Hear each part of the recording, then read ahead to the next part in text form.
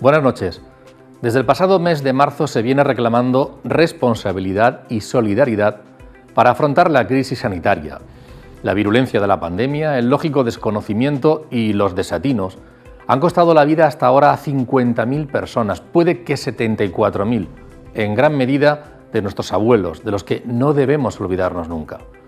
Cuando aún estamos en plena pandemia, se hace necesario, y no debiera serlo, reclamar esa misma responsabilidad y solidaridad en el ámbito político y económico.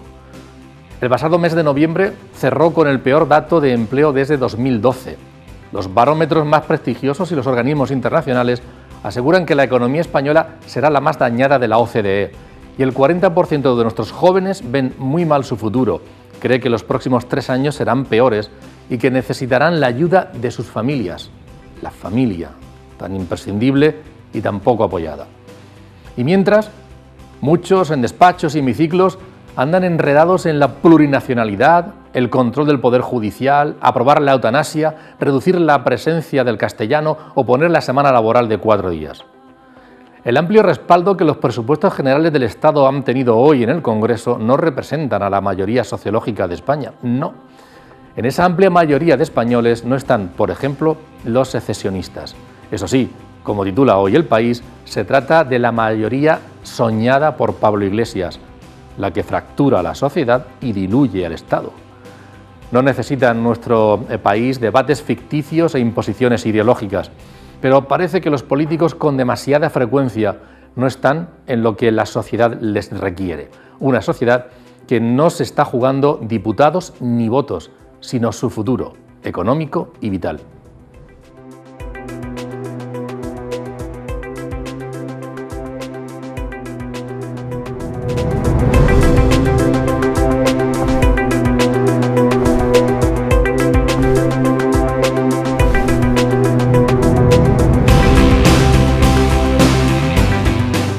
Bienvenidos, les presento a los invitados. En primer lugar, Gonzalo Guandosel. Bienvenido, Gonzalo. Es un placer contar contigo. Muchas gracias. Esta noche, Víctor Meseguer, encantado. Buenas noches, bienvenido y bien hallado. Y muchas gracias. Y Javier Adán, bienvenido. Encantado de estar aquí. Además, hoy es su santo, San Francisco Javier. Muchas gracias y lo estoy celebrando todo el día.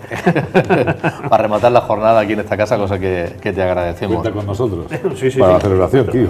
Bueno, vamos a ver eso de las celebraciones, que vamos a hablar de ello precisamente para empezar el programa. Cuidado con las celebraciones, y es lo que lo quiero plantear, porque bueno, están bajando, no sé si os sorprende, están bajando muchísimos los datos de tanto personas infectadas como también de fallecimientos en la región de Murcia. Muchísimos esos datos, llevamos 10-12 días con un censo muy importante, pero luego parece que las cosas se cogerán siempre con cautela, ¿no? Porque vimos imágenes el pasado fin de semana con mucho público desde en las algunas calles de Madrid, Barcelona, de Málaga, por ejemplo, a Calle Larios, en Cartagena, Murcia, ciudad. Y luego tenemos ahí vísperas de un puente, que vamos a tener ya en los próximos días, vísperas de un puente, y nos llega la Navidad. No sé si se sorprende el descenso, si hay que ser precavido, si corremos el riesgo de que pase como en verano, de que salimos todos, y ese mensaje ojalá que no les dé ninguna autoridad, porque parece que no conviene, ¿no, Javier? ¿Cómo lo ves?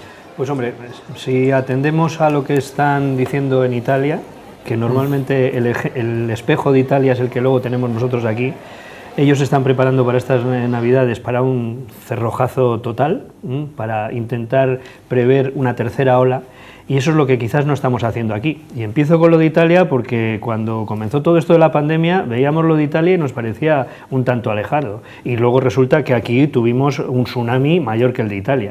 Bueno, pues ahora mismo quizás nos esté ocurriendo eso, es decir, que quien no toma medidas de forma dura durante momentos como este que nos viene ahora, sí. Un primer momento, primera circunstancia, que es el puente largo, en el que además no está claro el que no te puedas mover, menos aún en las Navidades, en las que ya pues cualquiera puede justificar el ir a cualquier lugar diciendo que me une una vinculación familiar o una vinculación personal con alguien. Bien, pues esto que en principio pues a todos nos puede parecer bien, de oye, llevamos mucho tiempo de pandemia, pero quizás nos enfrente a un espejo terrible que sea entre enero y febrero. Pero claro, luego la otra circunstancia la dejo ahí encima de la mesa. ¿Pero quién le pone el cascabel al gato? ¿Quién podría decir, tomar una medida como la de Italia? Navidades, a las 10 de la noche cada uno en su casa. ¿Hay algún partido en España que se atreva a decirlo? ¿Alguna comunidad autónoma que se atreva a hacerlo? No. Hay que manejar esos dos aspectos. Imágenes, yo decía que hemos visto en ciudades de aquí, bueno, y también imágenes que a mí me sorprendieron muchísimo, no sé, a nosotros en China, ¿no? Con celebraciones, con festejos, que dices tú, bueno, allí donde empezó toda esta historia, y sorprende. Hay que conjugar esas dos cosas, la bajada positiva o menos negativa, con la precaución, ¿no, Víctor? Sí, porque, vamos a ver, lo que está ocurriendo es que estamos consiguiendo controlar la pandemia, pero no hemos vencido. La pandemia no la hemos vencido y tenemos que ser coherentes. Yo creo además que es verdad, las fiestas de Navidad son, por lo menos para los creyentes, las fiestas más importantes junto con las de la Semana Santa. Pues celebrémoslas con cierto espíritu navideño y recuperando las esencias del espíritu navideño. Por ejemplo, vamos a acordarnos de las 50.000 personas que ya no están, que han fallecido por la pandemia. Es importante. 1.700.000 personas han enfermado por esta pandemia. Yo creo que se debe imponer en la Navidad la prudencia y la humildad. La prudencia, porque el peligro no ha desaparecido, el riesgo existe y no podemos abrir un paréntesis y volver de la Navidad con una nueva locura ni en este país ni en esta región. Y humildad, porque igual es un buen momento para dejarnos de megalomanías e ir a la esencia, recogimiento, generosidad, reflexión, ver lo que ha ocurrido este año, los propósitos para el año que viene y sobre todo, desde la perspectiva cristiana, pues yo creo que abrazar la esperanza y el compromiso. Hablamos de salud y salud es economía. Sí, eso sabe mucho más Gonzalo que yo, pero sin salud no hay economía. Con lo cual hagamos un esfuerzo todos juntos para que podamos proteger la salud en este fin de año y evitar posibles desastres para el año que entra. No pasa nada. Yo llevo, por ejemplo, sin ver a mi hijo desde el mes de marzo. Puedo hacer un esfuerzo un mes más. Sobre todo si todos pensamos cuál es el riesgo que podemos provocar de no hacerlo. En cualquier caso, eso es lo que pasa, que tiene como consecuencia que las cenas de Navidad, los restaurantes, es decir, hay empresas del sector de la hostelería que lo están pasando muy mal y esos ingresos que tienen en estas fechas pues se verían, bueno, tendrían que renunciar a ellos, ¿no?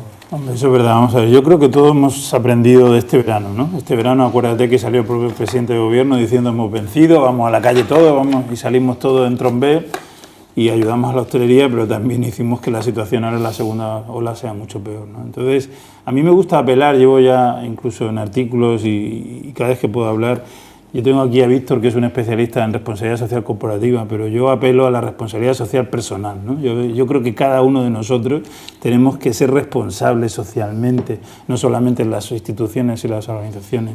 Y por lo tanto yo creo que tenemos que pensar, como también ha dicho Víctor, en una Navidad mucho más recogida, lo cual no quiere decir que no se deje de consumir, porque hoy en día, gracias al online, al internet, a los pedidos a casa, yo esta semana he pedido a un par de restaurantes que me sirvan la comida en casa. Es decir, que se puede consumir para seguir ayudando sobre todo al comercio y a la restauración local. Vamos a ayudar a la gente que está en nuestro entorno, pero hay que ser muy responsables, no podemos dejar de contribuir con lo que nosotros podamos a frenar este coronavirus que todavía no está vencido. Este mediodía, desde la Consejería de Sanidad se ha dado información de última hora, vamos a recogerla. Por una parte, cuál es la situación en estos momentos en la región de Murcia y también esas indicaciones o previsiones de medidas para estas fechas próximas. La conclusión es que en estas fiestas debemos hacer un esfuerzo más y quedarnos en casa ha de ser la medida que nos garantiza nuestra seguridad y la de los nuestros. Pues de seguir así las cosas, el próximo día 9 podríamos estar a disposición de suprimir la restricción de la movilidad perimetral en los municipios, así como relajar restricciones de cara a la Navidad. Creo que la llamada es una llamada a la responsabilidad y yo creo que cuando estamos hablando de que no es momento para ir de vacaciones a otra comunidad, es que estamos pensando en que la única manera de mantener ahora mismo la situación como la tenemos desde el punto de vista epidemiológico. Es una llamada a la responsabilidad, más que poner policías y parar los coches para ver dónde van. O sea, aquellos actos en los que puedan haber aglomeraciones están expresamente prohibidos y deben de estar restringidos seriamente en este periodo de vacaciones. En ese caso, se hablaba específicamente de las cabalgatas como sitios que no se pueden autorizar en este periodo y que buscaran otras alternativas, como puede ser las cabalgatas estáticas que ahora han promovido algunos ayuntamientos y que parece una posición razonable. Hay otra información que cuando se produce, al menos me genera cierta doble sensación. Por una parte, el tema de las vacunas, ¿no? Por una parte, bueno, mira, pues o un tratamiento, son informaciones que si son buenas, si están garantizadas, con todas las garantías, por supuesto, parece que podrían ser positivas, vamos a verlo, hay muchas dudas todavía por resolver, pero luego, si eso sirve para que la gente levante el pie y, bueno, pues esto parece que ya va a salir, casi también es una amenaza. Es decir, que hay que recibir con cautelas todas esas noticias, que además muchas veces están dadas por los CEOs y que de momento lo que obtienen son beneficios en bolsa y ya veremos, ¿no? Pero que también hay que tenerlo, que porque se produzcan no está ya la solución, ni mucho menos, ¿eh? Por supuesto. Además ahí se produce una circunstancia de comunicación que quizás sea un tanto perversa, ¿no? Por ejemplo, la subida de las bolsas, pero algo espectacular. Estamos hablando que las compañías aéreas que habían estado en caída libre, las compañías hosteleras, algunas muy importantes españolas, de repente en la bolsa en España se disparan, pero crecimiento la semana pasada un 70%, ¿no? Cuando también habían caído de manera brutal. Eso parece como que dices, oye, pues esto ya la solución está aquí. Dices, no, vamos a ver. En bolsa, la situación que se descuenta hoy es porque la previsión es que en 6, 7, 8, 9 meses, fíjate tú lo que me estoy poniendo, en más allá del verano siguiente, pues sí que se va a poder recuperar esas compañías en términos económicos, es decir, que puedan volver a volar, que pueda volver, seguramente que en el otoño que viene, a haber tránsito de turistas. Pero eso no quiere decir que ahora mismo tengamos ninguna solución a efectos ciudadanos. O sea, nosotros, es decir, las personas que van a morir, por desgracia, esta semana, la siguiente, incluso en enero, pues seguramente que estemos en cifras muy similares a las de ahora. Y yo lo que sí que espero es que no ocurra lo mismo que en junio. En junio seguramente que en términos económicos nos cargamos el verano, ¿no? En junio hemos vencido a la pandemia, todo el mundo, y en junio de repente, 2 o 3 semanas después, a finales de junio, fue cuando empezó el repunte y Alemania, Reino Unido, Francia, nuestros principales proveedores de turistas empezaron a decir, oye, a España ni se va, ni se acerque. Y entonces nos cargamos dos cosas. Uno, en la situación en la que estábamos sanitaria, en la que habíamos bajado muchísimo después de un cerrojazo terrible, ¿no?, en el que cada uno estábamos en casa y solamente las industrias, las empresas que eran imprescindibles estaban abiertas. Claro, el coste lo vamos a pagar, lo estamos pagando ya, algunos con su propio trabajo y en el futuro seguiremos pagándolo. Pero dices, estábamos en unos índices muy bajos y en apenas 3 semanas repuntó los contagios y repuntaron los fallecimientos, cosa que seguimos estando ahí aguantando esas cifras de 300, 400, 500 muertos en España, es que es terrible, ¿no? Y eso tiene una derivada económica, es decir, todas estas medidas que no se tomen ahora hasta después de Navidades, como la vacuna no va a empezar a funcionar como tal en los próximos 8 o 9 meses, pues entonces resulta que va a tener esas repercusiones sanitarias y económicas. Sobre temas económicos, Gonzalo. Sí, no, apunta. No, que te voy a decir que es que la bolsa no se puede utilizar para interpretar actuaciones a corto plazo. Es decir, la bolsa tiene sus propias reglas, pues tú has dicho, está anticipando dentro de 6 meses. Es que ya anticipó, porque ha subido un 70%, pero todavía estamos un 15% por debajo de como estaba la bolsa antes del COVID. Es decir, que la hiperreacción negativa fue muy exagerada, igual que ahora lo ha sido la hiperreacción positiva. Pero porque la bolsa lleva sus propias reglas, también ha influido también el hecho de la victoria de Biden. Parece que se va a normalizar un poco todo el tema del Brexit, que ya no es tan importante, el tema de la incorporación de Estados Unidos en Europa y en el mundo. Es decir, todo eso yo creo que ha influido en esa subida. Pero estos días que está escuchando la CNN mucho por todo el tema que Trump está haciendo, que es muy interesante, todos están lanzando ahí el mensaje de que la vacuna no quiere decir que podamos salir a la calle a hacer lo que nos dé la gana. Tenemos que seguir todavía con esa responsabilidad social, apoyando a la economía, pero de otra manera, pero sin dejarnos desbocar como pasó en junio, que nos ha llevado a donde estamos ahora. Gonzalo, hablado de economía, Javier. Los datos en la región, en España, son realmente negativos. Me gustaría que tú los precisaras. Se dice, precisamente ayer y hoy han salido algunos estudios señalando que vamos a tener la peor caída de toda la OCDE, ¿no?, todo nuestro entorno. Sí. Y que en la región de Murcia incluso se van a destruir 6.000 empleos en estos próximos meses más todavía. Y eso que los ERTE siguen ahí echando una mano, ¿no?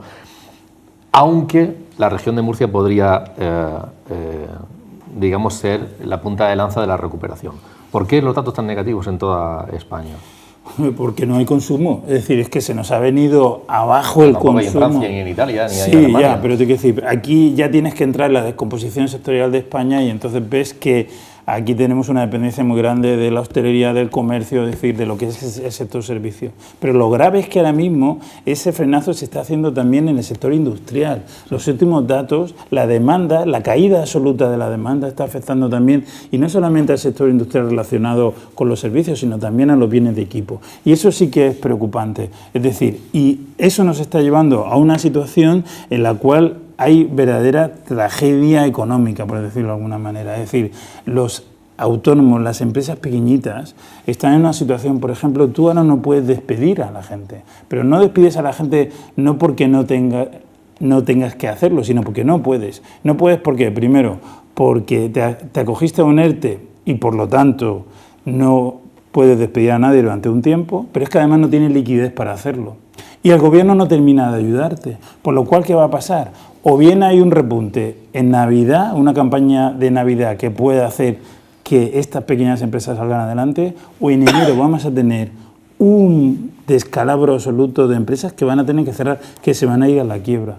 Y en esta situación, perdona, el gobierno para mí tendría que olvidarse, por favor, de la deuda pública, que siempre hemos hablado aquí, es muy elevada. Es que ahora mismo hay que olvidar eso. Hay que ayudar a todo el que necesite para poder sobrevivir. No podemos dejar que en enero haya un descalabro absoluto de empresas. Ya nos preocuparemos de la deuda pública, cómo resolverla en un momento además donde los tipos de interés están muy bajos o casi negativos. Mira, primero agradecer que Gonzalo, la verdad que lo ha hecho muy bien, apele a la responsabilidad individual, a la responsabilidad personal. Yo creo que además es un buen momento, Gonzalo, para recordar aquella frase que se le atribuye, que no se le atribuye, es de Kennedy. Deja de pensar en qué puede hacer este país por ti y mira a ver qué puedes hacer tú por este país. Y luego coincido también con él en la importancia, lo dijimos en el debate anterior, la importancia que tiene el consumo como motor de la economía española. Pero mira, tanto Javier Adán como Gonzalo han puesto el foco donde tenían que ponerlo, en la macroeconomía, en el PIB, y hemos hablado también de la bolsa. Yo me gustaría hablar de la microeconomía. Hacerlo delante de un profesor de económicas como Gonzalo es difícil, pero creo que él como profesor me va a tener que aprobar si digo que la economía se sustenta en tres grandes grupos: el Estado, las empresas y las familias. Yo me gustaría poner el ojo hoy en el tema de la familia, en las familias que tienen problemas para levantar la olla, en las familias que tienen problemas para llegar a final de mes. No son datos míos, mirar. Según el CIS, 1 de cada 3 familias en España, no estamos hablando de Camerún ni de Mozambique, que tampoco tendría que ser ahí, pero 1 de cada 3 familias en España no puede llegar a final de mes dignamente. Pero hay una encuesta, la encuesta de condiciones de vida, que elabora el Instituto Nacional de Estadística, que nos dice que el 25,3, ojo al dato, el 25,3 de la población está en situación de riesgo, de pobreza, exclusión, porque al final pasa lo de siempre, las crisis siempre atacan a los más vulnerables. ¿A dónde quiero llegar? Quiero llegar a que es un momento de invertir en la familia, porque invertir en la familia es invertir en el futuro. Invertir en las familias es invertir en el futuro de nuestros hijos. Y por cierto, las familias, sus miembros, se van a enfrentar a un cambio de la estructura económica y de relaciones sociales sin precedentes en los últimos años. Yo me gustaría decir una cosa: los que hemos nacido, pues vosotros sois mayores los tres, sí, los que hemos nacido en la mitad del siglo XX, un poco más adelante, el mundo en el que nacimos, ese mundo a mediados del siglo XX, va a desaparecer delante de nuestros ojos. Vamos a otra historia. Y esto además, los que estudian economía saben que no es la primera vez que ocurre. Podemos hacer referencia, por ejemplo, a la destrucción creativa del austríaco Schumpeter, que era una combinación en el primer tercio del siglo XX de una crisis económica, innovación tecnológica y 2 guerras mundiales que asolaron el mundo. Una destrucción creativa que entre 1990 y 1950 pues acabó con la Belle Époque, acabó también con labores como ascensoristas, limpiadores, limpiabotas, aguadores, heladores, copistas. Y alguien dirá: sí, hombre, Víctor, pero eso es del siglo XX. No. ¿Cuántos jóvenes compran hoy periódicos en el kiosco? Que es lo que hacemos los que estamos aquí sentados, los 4. ¿Cuántos jóvenes entran en una mercería? ¿Cuántos jóvenes van a una sastrería a pedir un trabajo?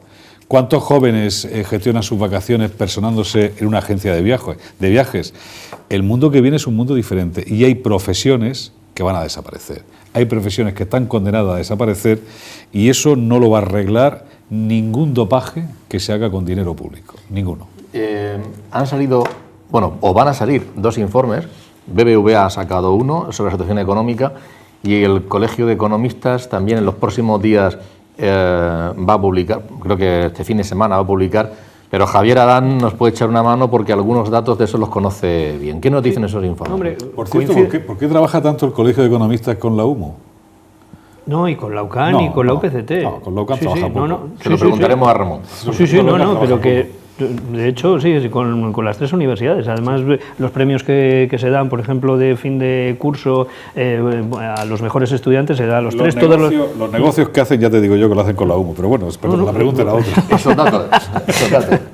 Esos datos, pues fíjate tú que vienen a coincidir prácticamente centrados en la región de Murcia, porque es de lo que hablamos en el caso del Colegio de Economistas y en el caso también del desglose que hace el informe del BBVA. Hay una parte muy positiva, ¿no?, que indica que la estructura empresarial de la región de Murcia es más solvente que la media de España, por ejemplo. Lo que es el sector agroalimentario, pues da unos buenos indicadores de haber padecido menos que en otras regiones de España. Eso pues es un indicador de fortaleza, ¿no? También llama la atención en el caso del BBV, que marca la construcción, y a mí lo que me llama la atención del índice adelantado del Colegio de Economistas es que la industria de la región de Murcia se marca como uno de los puntos solventes de nuestra economía. La otra parte sería la de que siempre tenemos ahí en mente, pero que bien, parece ser que no nos afecta demasiado, que es la del turismo. El turismo siempre se dice que en la región de Murcia pues representa en torno al 15% del PIB, pero parece ser que no es tanto el turismo extranjero, sino el turismo más cercano, y bien, evidentemente que ha sufrido. No hay nada más que ver lo del cierre de bares, restaurantes, hoteles y esto, pero que forma parte eso de una menos afección para la economía de la región de Murcia. Entonces, podemos decir que dentro de lo malo, dentro de esa supuesta pérdida que puede haber en los próximos meses de hasta 6.000 empleos en la región de Murcia, avanzada por el BBV, pues que sí que tenemos una estructura empresarial que además reacciona muy rápido. Es decir, que si alguien va a salir antes de la crisis, será la región de Murcia. Vendría a ser un poco las pinceladas de ese panorama. Sobre lo que has dicho. Hasta septiembre el turismo ha caído un 87% de ingresos en toda España y un 20% de autónomos han desaparecido. Eso está ahí. Y lo que va a venir todavía. De tal manera, fíjate, yo creo que estamos en una situación muy complicada. ¿Por qué? Porque se unen factores económicos que estamos diciendo con factores políticos.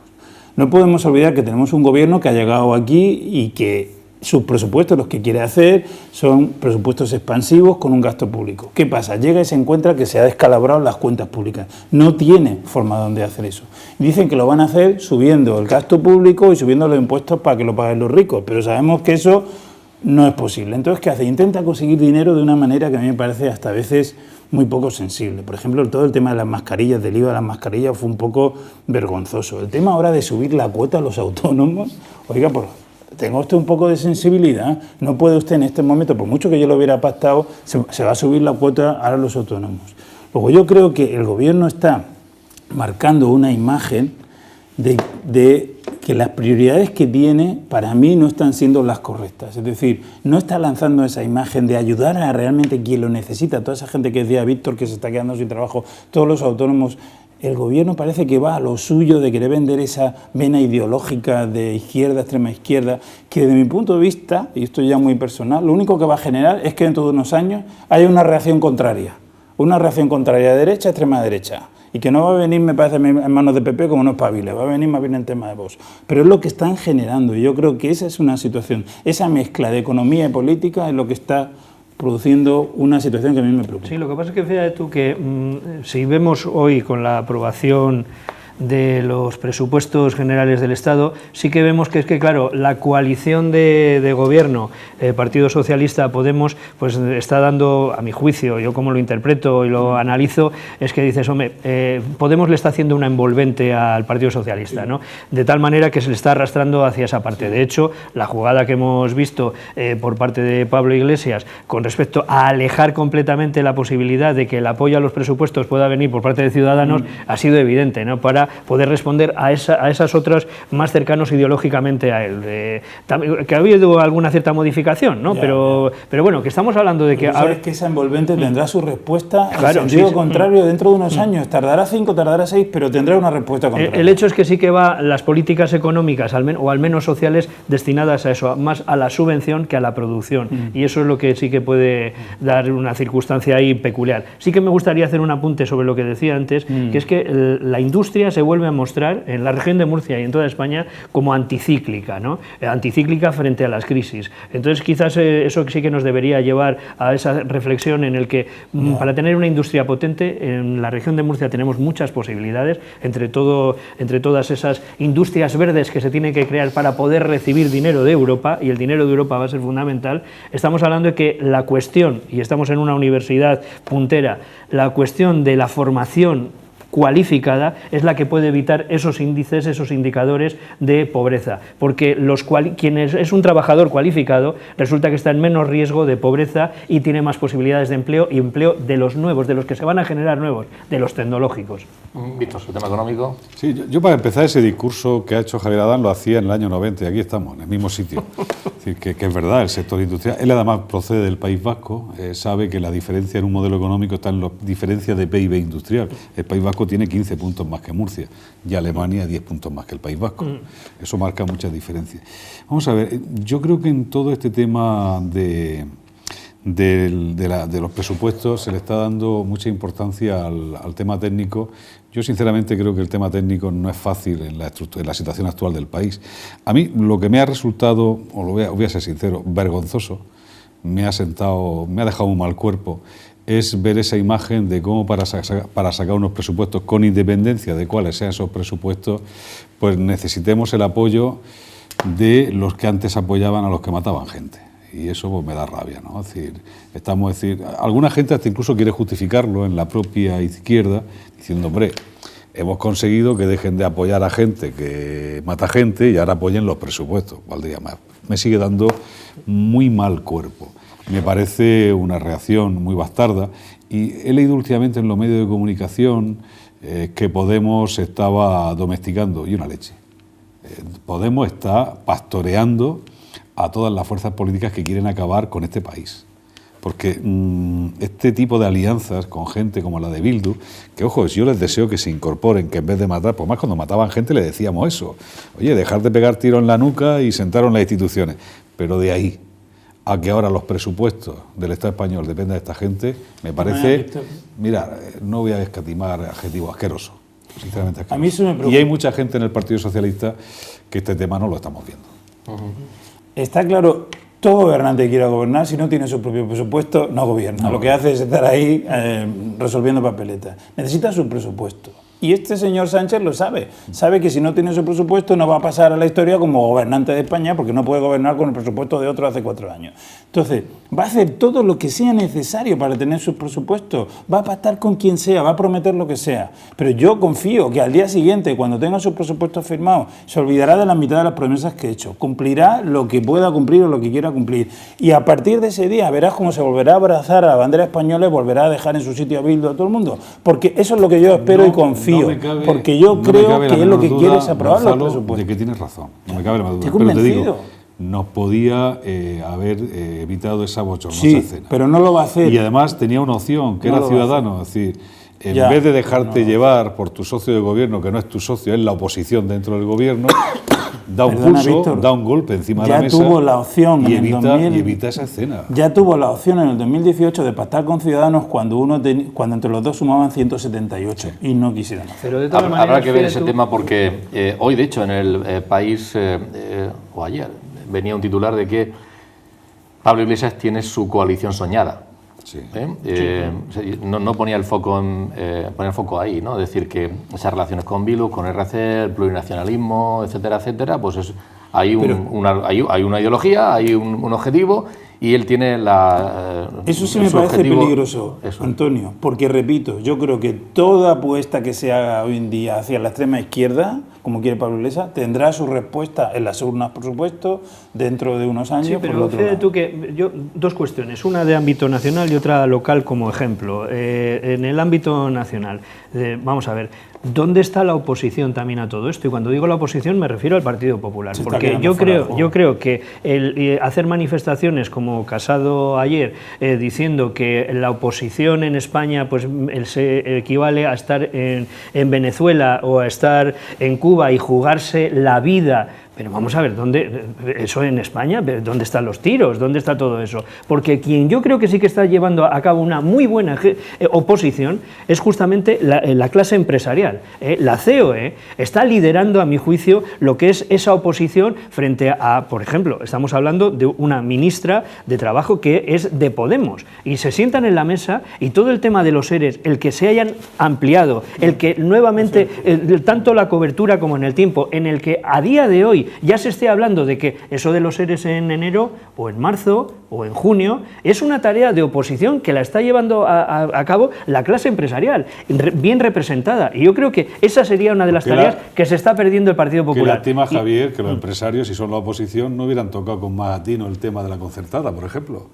Que también son empresas, ¿eh? Ojo, yo creo que desde la región de Murcia sí que se ha estado defendiendo. Palabrica aquí, pero aquí palabrica hay mucha, es decir, pero ¿dónde está la presión real? Es decir, ¿en qué situación dejamos al Partido Popular negociar como oposición después de la ley CELA? No es fácil, ¿eh? No, que sí. No es fácil, no lo está poniendo bien Pedro Sánchez. Es decir, si tú quieres abrir puertas a tu espacio que tienes a la derecha, algún gesto, por Dios. Sí, pero no. Porque además todos los gestos que está... Porque, vamos, hay dos gobiernos, vamos a ser claros. Hay dos gobiernos, que uno es del PSOE y otro de Podemos. Sí. Pero además que quieren remarcar eso, el que está poniendo la letra y la música es Podemos. Claro. Es cuando se entera este hombre. Está por ahí. Porque el tema de la ley CELA, es decir, que veas la medida del gobierno que veas, está en la mano de Podemos. Es decir, el tema del republicanismo plurifederal es decir, que no lo tomamos a broma, es acabar con este país. Ni siquiera el PNV, en sus mejores momentos, ha llegado tan lejos. Ni siquiera el PNV. Hoy resulta que en el país, oía yo en la radio que la gente de Navarra está pidiendo la república también, la gente de Bildu, claro, la república vasca. ¿Por qué no la piden en el País Vasco francés? ¿Por qué los catalanes no piden el Rosellón, la independencia? Porque saben que allí hay un gobierno serio, que no les va a permitir tonterías. Y entonces estamos abriendo un debate, es decir, el problema de cuando nos equivocamos, como no hemos equivocado en Cataluña, es que corregir ese debate va a costar una generación. Porque los críos, los jóvenes que han estado ahí metidos por torpezas de nosotros, esos no se van a olvidar de lo que pasó cuando el famoso proceso independentista. Hombre, y estamos criando también una generación en un realismo mágico. No creo que Podemos llegue tanto como realismo mágico de García Márquez, pero sí en un realismo mágico de una república plurinacional que, insisto, es disolver el Estado español tal y como lo conocemos. Completamente de acuerdo, pero que yo que reclamo a la oposición que sea una oposición no tan hiperbólica, no tan, es decir, hombre, cosas que de verdad, porque yo no creo que el Estado español a día de hoy para hacer oposición, en España para hacer oposición, te tengas que jugar ninguna vida. Cuando tú estás diciendo eso, estás olvidando luego esos problemas reales, esas circunstancias más de negociación con datos. Y la negociación con datos es la que yo creo que sí que puede avanzar. ¿Y quién a mi juicio está haciendo eso? Pues la clase empresarial de este país. La clase empresarial lo está haciendo porque le está tocando directamente, se está defendiendo. Lo está haciendo muy bien, sí, yo estoy de acuerdo contigo. Ahora, lo que tú estás diciendo, estoy de acuerdo, el país se está polarizando, está clarísimo. Quien está llevando la rienda es Podemos, por mucho que el PSOE quiera decir que no. Pero ¿qué pasa? Yo creo que se está polarizando por encima de los partidos políticos, porque el PP no está cogiendo la rienda de la otra polarización. Es la gente la que se está acercando a Vox, ni siquiera Vox está haciendo nada para hacer nada. Es la gente la que está yendo a Vox porque ven que PP no hace nada. Entonces se va a polarizar Podemos, PSOE por un lado y Vox por otro. Y el que no quiera ver eso es que no está espabilando. Vamos, hablando de los presupuestos, hemos recogido las opiniones de los representantes de los partidos políticos aquí en la región de Murcia. Los que sustentan al gobierno, que son Partido Socialista y Unidas Podemos, nos han dicho lo siguiente. Los presupuestos generales del Estado para el año 2021 son fundamentales para la región de Murcia, como siempre, pero en este caso concreto del año 2021 aún más, para poder salir más fuertes y más cohesionados de la terrible situación económica y social que nos dejará la pandemia en su conjunto. Y hay un dato incontestable que nadie puede, por mucho que diga el gobierno regional, de poner dudas con unos datos o con otros, que es la inversión por habitante. 418 euros por habitante de la región de Murcia suponen estos presupuestos. Esa es la cantidad mayor por comunidades autónomas. Para combatir la pandemia en su conjunto, una cantidad muy importante para la sanidad. Queremos y vamos a exigir los datos, en qué se han destinado esas partidas. Nosotros hoy mismo hemos planteado que una parte de ellos vayan destinados a la creación de esas plazas que no se han cubierto durante este año. Creemos que los presupuestos generales del Estado que se están negociando, creemos que son muy positivos para nuestro país. Pone fin a esa etapa de la austeridad, a ese modelo económico acabado del señor Rajoy, que tanto sufrimiento causó en miles de familias murcianas. Son unos presupuestos expansivos que incluyen el mayor gasto social de la historia de nuestro país y que son absolutamente necesarios para poder disponer de esos fondos europeos de más de 140.000 millones que tan beneficiosos van a ser para nuestro país. Pero es que para nuestra región, para la región de Murcia, son unos presupuestos tremendamente positivos. Este año el gobierno de coalición entre Partido Socialista y Unidas Podemos destina a la región la mayor inversión por habitante de todas las comunidades autónomas. Son representantes en la región de Murcia de los partidos que a nivel nacional sustentan al gobierno o forman el gobierno, y quienes están allí en la oposición, ya saben ustedes, el gobierno nacional, son Partido Popular, Ciudadanos y Vox. Quienes los representan aquí en la región de Murcia también nos han dado su punto de vista al respecto. Nuestra valoración es muy negativa. Son unos presupuestos pactados con Rufián y con Bildu, unos presupuestos que no pueden ser buenos ni para España ni para nuestra región de Murcia. Son muy malos porque no recogen un solo euro para la regeneración del Mar Menor, porque no hay ni una sola nueva inversión en la región de Murcia, porque las inversiones que están contempladas en los presupuestos son inversiones que vienen recortadas con respecto a las previsiones presupuestarias, porque no dice nada de la justicia, de la Ciudad de la Justicia de Cartagena, de Lorca o de Molina de Segura, porque no contempla la comisaría de Yecla o el cuartel de la Guardia Civil de Jumilla. Son unos presupuestos que no van a ayudar a la recuperación económica y social, que no van a ayudar a la sociedad de la región de Murcia a salir de la crisis. Para España sabemos que son nefastos, son pésimos. Estamos viendo que Pedro Sánchez está entregando por fascículos a España a los separatistas catalanes y a los separatistas vascos. Probablemente no quiere nada que pueda ser bueno para España. Cuanto peor vaya España, pues más argumentos tienen ellos para la independencia. Y por lo tanto, todas esas enmiendas, en este caso que nosotros habíamos trabajado aquí en Murcia, como era la ZAL de Cartagena, la Ciudad de la Justicia también de Cartagena, una planta de hidrógeno verde para escombreras, lo que eran todas las infraestructuras para el Mar Menor, la recuperación del Mar Menor o el apoyo al año jubilar, que estaban ahí en esa negociación, en concreto para Murcia, se han perdido.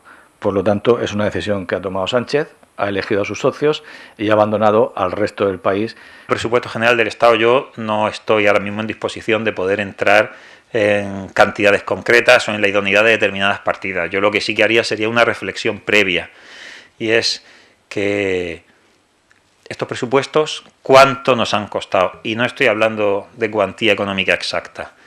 Por tanto, más que cuánto, es qué nos han costado. Son presupuestos que se cierran. Hace un rato en el Pleno mencionaba a Ernest Lluch. Y son unos presupuestos que cierran con los herederos políticos de los responsables del asesinato de Ernest Lluch. Entonces, en términos de dignidad, ¿qué nos cuestan estos presupuestos? Muchísimo. En términos de estabilidad política, en términos de expectativa política para España, que nos cuestan, creo que son muy, muy gravosos. Creo que tienen un precio que España no puede pagar. Sin entrar, ya digo, en la bondad de las partidas individualizadas o de las medidas concretas que habrá que examinar. Desde luego, las primeras noticias que nos llegan tampoco son halagüeñas. Es decir, por la región de Murcia, evidentemente, era de esperar, no hay nada. Para el Mar Menor, cero. Ese empeño en una armonización fiscal, pero armonizarnos en lo malo. En fin, esta primera valoración no es positiva. La semana pasada hacíamos una referencia al tema de la armonización fiscal, fue muy de pasada, pero era en el sentido de que cualquier ley que se ponga encima de la mesa debería sacarse adelante pues, por parte de un gobierno que tuviera una visión de Estado, negociando con los agentes, con los colectivos, con los profesionales. En el caso, por ejemplo, de la armonización fiscal, que se habla muchas veces de que 17 sistemas distintos no es lo adecuado, habría que armonizar. Otra cosa es si se armoniza al alza o a la baja, y otra cosa distinta es si esa armonización viene porque la pide RC con Podemos y luego se asume. Ahí ya empiezan pues, los enfados, las discrepancias, tanto internas en algunos casos como externas. Vamos a hablar de esa cuestión con una experta, pero antes me gustaría que diera vuestra opinión sobre eso que está encima de la mesa, esa armonización, cómo nos puede afectar y, bueno, no sé si al final quedará pues, en mayor o menor medida. Es un tema muy complejo, ¿eh? Lo que pasa es que parece que siempre se resuelve con 4 titulares y ya está. Esto de que el dumping fiscal de Madrid, tal. No, vamos a ver, si esto no...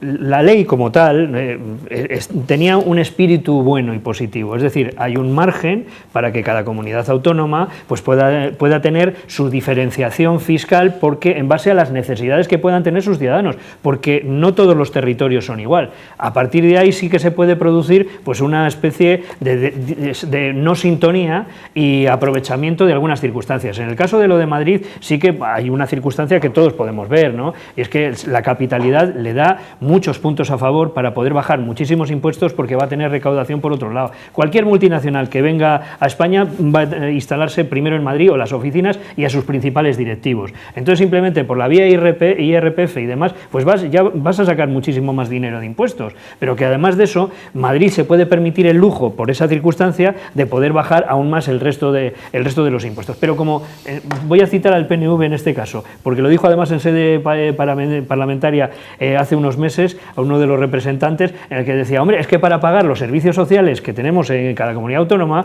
pues hace falta el que recaudes, y si no recaudas de una manera o de otra, pues no puedes. Bien, pues por eso digo, pero estos son un trazo grueso, pero es que luego toda la parte impositiva es que es muy compleja, no puedes alterar las cosas sin que se mueva todo. En Navarra también hay circunstancias especiales impositivas, ojo. Yo, por ejemplo... Porque Navarra tiene su fuero. Eso es. Pero vamos a ver. Que Cataluña no quiso, por cierto. Yo creo, se equivocó, seguramente. Yo creo que para no confundir a los que nos están viendo, vamos a entrar en el fondo de la cuestión, que no es fácil, ¿eh? Porque aquí la realidad que vemos es la que iluminan los focos, pero quién está detrás de los focos no lo vemos. ¿Somos conscientes, de los que estamos en la mesa, que en Madrid, en 7.000 kilómetros cuadrados, viven 7 millones de personas? ¿Somos conscientes de lo que aquí estamos, que en Castilla y León, Castilla-La Mancha, Extremadura, es decir, 230.000 kilómetros cuadrados, viven 5 millones de españoles? Es decir, 7 millones de españoles viven en un espacio 33 veces inferior. ¿Eso tiene impacto en el coste de prestación de servicios a la ciudadanía, servicios sociales, educativos? Es decir, nos pasamos aquí, nos olvidamos aquí del factor de la despoblación, de la España vaciada, de una España todavía rural, de una España, es decir, con una población diseminada, y lo ponemos en comparación con Madrid. A eso le añadimos lo que dice Javier, es decir, la capitalidad de momento le ha facilitado. Primero, todas las comunicaciones de este país pasan por Madrid. Quieras ir a donde quiera ir del punto de España. Y en segundo lugar, también, pues la gente que vive en La Moraleja, lo de Madrid le pilla cerca. ¿Qué quiero decir? Asumir o creer que ha sido Esquerra Republicana la que ha sacado este tema es falsear la información, eso no es verdad. Yo voy a hacer 3 referencias. El señor Pascual Maragall, en el año 2002, publicó en El País un artículo que se llamaba Madrid se va de España. Eso lo hizo Pascual Maragall, que no era el señor Rufián. Pero Susana Díaz, en 2017, publica también en el mismo diario Competencia desleal del Madrid. Por cierto, el PSOE lo gobernaba entonces una gestora afín a Felipe González. Y en esa misma línea se han pronunciado recientemente los presidentes de Valencia y de Castilla-La Mancha. Es decir, tanto que se nos llena la boca de la España vaciada, tengamos en cuenta que Madrid tiene la capitalidad y 7 millones de ciudadanos que viven en 7.000 kilómetros cuadrados. Eso abarata el coste de los servicios públicos. Con lo que se ahorra Madrid en servicios públicos, puede financiar o puede bonificar los impuestos del resto de España y del resto de Europa también. Si lo podría hacer. El problema es qué país estamos construyendo. Un país de desigualdad territorial, también en la distribución de la renta entre las comunidades. Ojo, que esto hay que ponerle... Esto no es un tema de Esquerra Republicana. Otra cosa es que el señor Rufián... No, ahí no estoy de acuerdo contigo. Haya leído es esto y un tema de Esquerra Republicana porque se está debatiendo porque le ha sacado Esquerra Republicana. Y eso es lo que a mí me cabrea. Es decir, esto es un tema serio, es muy grave. Lo has dicho tú y lo has dicho tú. Y hay que estudiarlo con seriedad. Ya en su día se estableció un modelo, hay una recaudación nacional y luego se establecen unos impuestos cedidos, ¿de acuerdo? Porque tú has dicho para que las comunidades tengan esa margen. Lo que tú no puedes hacer ahora de repente, porque tú necesitas Esquerra Republicana para que te voten los presupuestos, ahora Esquerra dice, ahora yo quiero armonizar, ¿el qué? ¿Los impuestos cedidos? O sea, le cede los impuestos y ahora quiere armonizar lo que le ha cedido. Por favor, seamos serios. Claro que no es un debate que solo se debe a Esquerra Republicana. Claro que lo sacó en su día Maragall y quien quiera, pero se había olvidado porque era un tema que estaba ahí y no se quería, pero, como muchas cosas no se quiere coger por los cuernos. Me gustaría llamar a la atención que los independentistas ahora piden armonización. Y los unionistas, los que son de España, españoles con la bandera grande, esos piden independencia. ¿Pero por qué lo piden? Porque quieren tocar las narices. Si es que los independentistas ¿qué quieren? Tocar las narices, sacar las costuras del Estado. Los que defienden la bandera de España grande, ¿por qué piden la independencia? Lo que sí ha levantado Víctor R. ¿Te imaginas que los de la Gran Vía de Murcia pidieran la independencia fiscal de los que viven en el barrio de La Paz? Bueno, ¿de qué estamos hablando? No me extrañaría. ¿De qué estamos hablando aquí? Vamos a hablar con un prima social. ¿Os imagináis que la gente que vive en el Romea pidiera la independencia fiscal del barrio de La Paz? No me extrañaría si sirviera para sus intereses. ¿De qué estamos hablando? Lo que sí ha levantado RC es el control financiero sobre Cataluña. Sí, vale, o ahí le castigamos y ahí le decimos que no, pero en el debate ¿Por qué le dices que no? Porque estamos hablando del control financiero, me he confundido lo que has dicho. Vamos a ver, el control financiero sobre Cataluña y sobre cualquier comunidad autónoma la tiene que ejercer el Estado. Yo ahí no tengo la menor duda. Pero el debate que se ha abierto, Antonio, es de la gente que se le ha llenado la boca de pedir, de ser unionista, de ser españolista, que están pidiendo la independencia fiscal. Los catalanes son más de lo mismo. Cuando Cataluña pide la independencia, lo está pidiendo la burguesía catalana porque fiscalmente le interesa.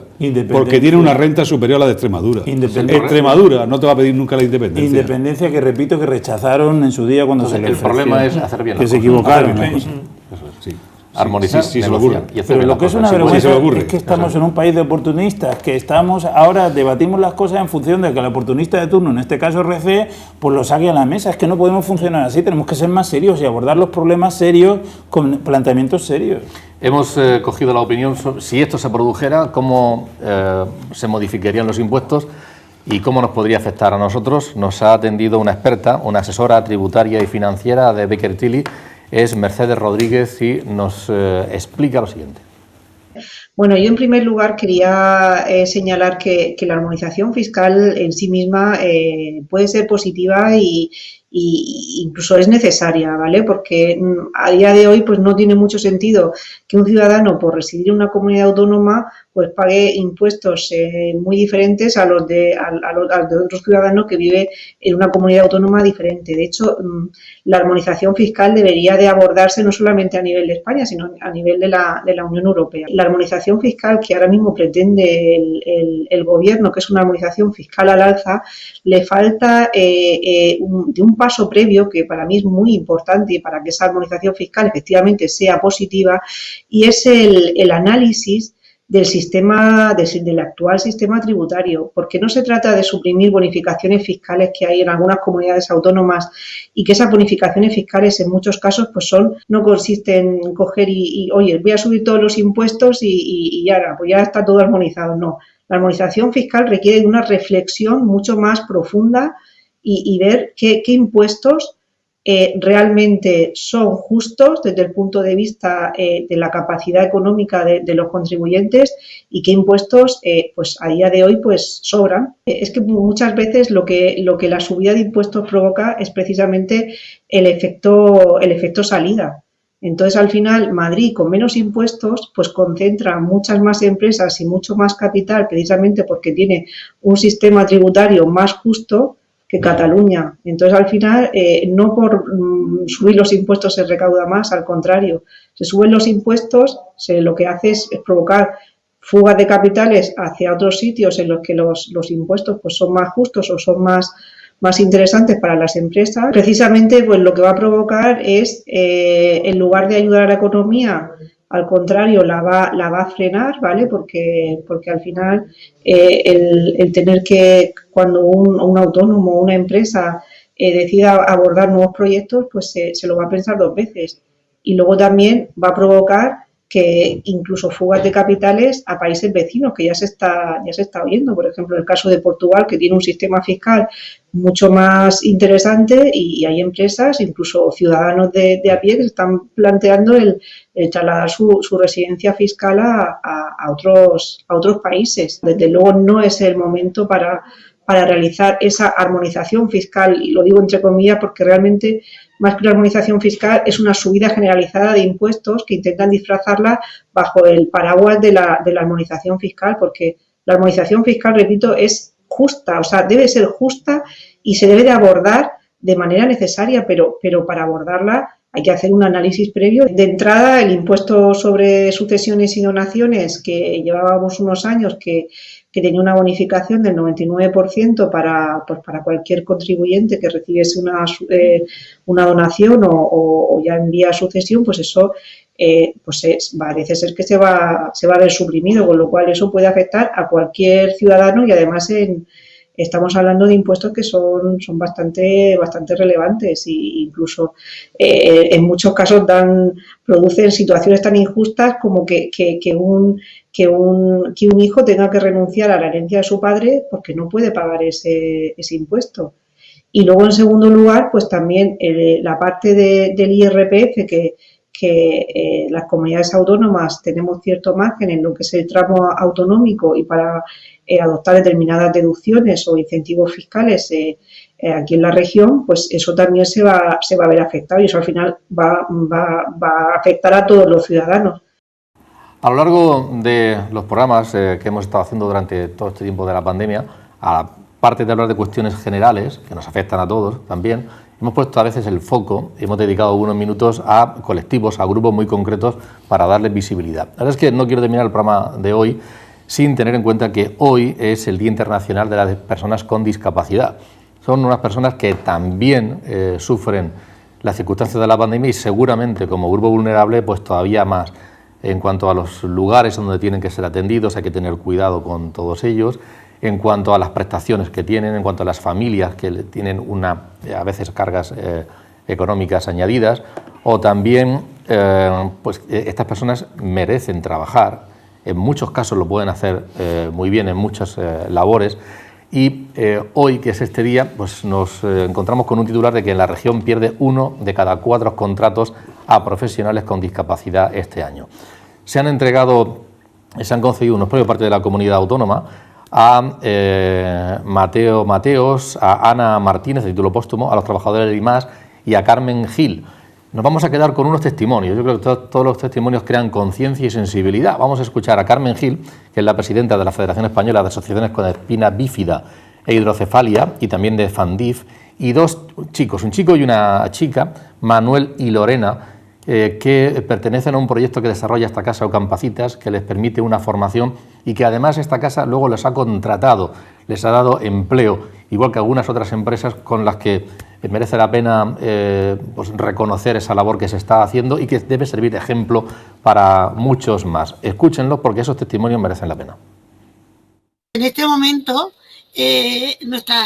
nuestros usuarios quieren trabajar, quieren ser uno más en esta sociedad, a pesar de poder tener ciertas limitaciones, que eso de limitaciones tendríamos que verlo, porque bien que se lo trabajan y bien que están formándose, estudiando y forjándose, que el día de mañana pueden ser uno más a pesar de tener una patología específica. Pero tenemos que seguir haciendo llegar a las empresas, tanto públicas como privadas, del cumplimiento de la normativa, que se tiene que cumplir esa normativa, que no todas las empresas lo hacen, y bueno, agradecidos con aquellas que sí están cumpliendo. Sería la igualdad de oportunidades entre los hombres y las mujeres con discapacidad de esta región, y que no sea una como nosotros decimos, la discapacidad, si tú le quitas el dis, queda capacidad, y lo que pretendemos es que se vea la capacidad de la persona. Somos uno más en esta sociedad y tenemos que transmitirlo a quienes correspondan. Pues este tipo de galardones pues realmente no se buscan, ¿no? Tú cuando haces algo en este mundo pues los haces Y sobre todo por la parte que a mí me toca, pues pensando en la felicidad de otros, en la felicidad mía.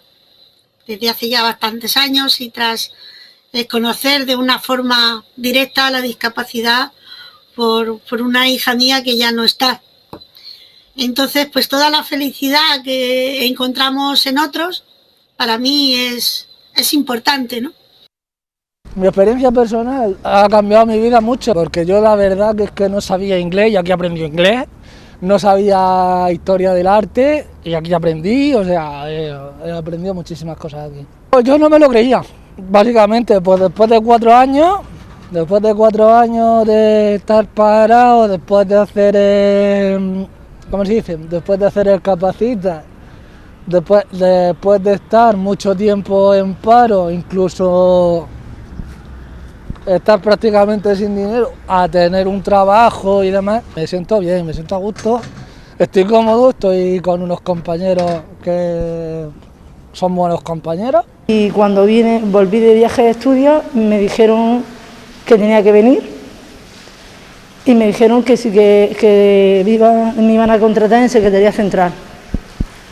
Claro, en ese momento, claro, yo no me esperaba ni por asomo me esperaba eso. Vamos, mi alegría fue enorme, porque era mi ilusión por un lado, la verdad, estar aquí, que en el mejor sitio que podemos estar, la verdad, y los 5 años son los mejores de mi vida. Yo nunca me pensaba que iba a llegar tan lejos. Tenemos muchos apoyos, la verdad, allí en Ucapacita nos lo explican, si tiene que ser 40 veces que nos lo explican, 20, 30, las que puedan.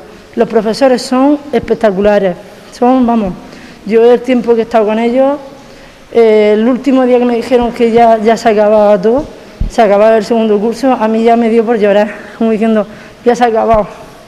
Pero bueno, no me esperaba esto tampoco, entonces pues, pero que yo le animo a todo el mundo.